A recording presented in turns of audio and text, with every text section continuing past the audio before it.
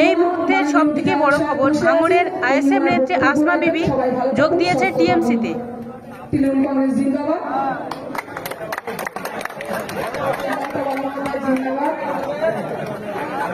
আমাদের নেতা সরকারদা জিন্দাবাদ। কিছুদিন আগে আমরা দেখেছিলাম এই আইএসএফ নেত্রী আসমা বিবি জেল খেটে এসছে তৃণমূলের জন্য, কিন্তু হঠাৎ তিনি আইএসএফ ছেড়ে কেন তৃণমূলে যোগ দিচ্ছেন, এর নেপথ্যে কি কারণ রয়েছে বিষয়টা যদিও এখন স্বচ্ছ নয়। আইএসএফ প্রার্থীদের মারধর করার অভিযোগ আইএসএফ নেত্রী আসমা বিবির। এই অভিযোগ অবশ্য অস্বীকারও করেছে শাসক দল। আপনারা দেখতেও পাচ্ছেন আসমা বিবিকে আটকে রাখা হয়েছে বলে অভিযোগ করা হয়েছে, মারধর করা হয়েছে এমন অভিযোগ উঠছে শাসক দলের বিরুদ্ধে। আর দল পাল্টাতেই তার সুর বদলে গেল।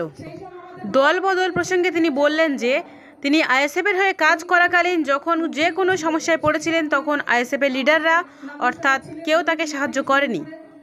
জেলখাটা আইএসএফ কর্মীদের দিকে ফিরেও তাকায়নি নওশাদ সিদ্দিকী, তাদের পরিবারের খোঁজ খবরও নেয়নি। এই কারণে অভিমানে তিনি নাকি আইএসএফ থেকে টিএমসিতে যোগদান করছেন। আসমা বিবিকে নিয়ে অন্য এক আইএসএফ সদস্য কি বলেছেন শুনে নিন।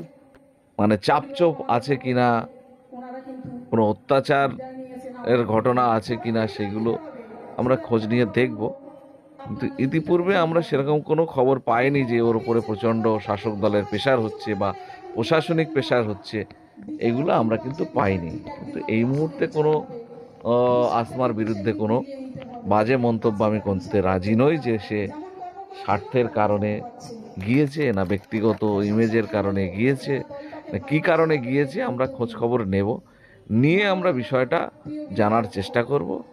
কিন্তু এইটুকুনি বলতে পারি, যে কারণেই হোক, শাসক দলের চাপে হোক, প্রলোভনে হোক, আর প্রশাসনের ভয়ে হোক, যে কারণেই হোক, আইএসএফ থেকে যারা জয়েন করছে তারা কিন্তু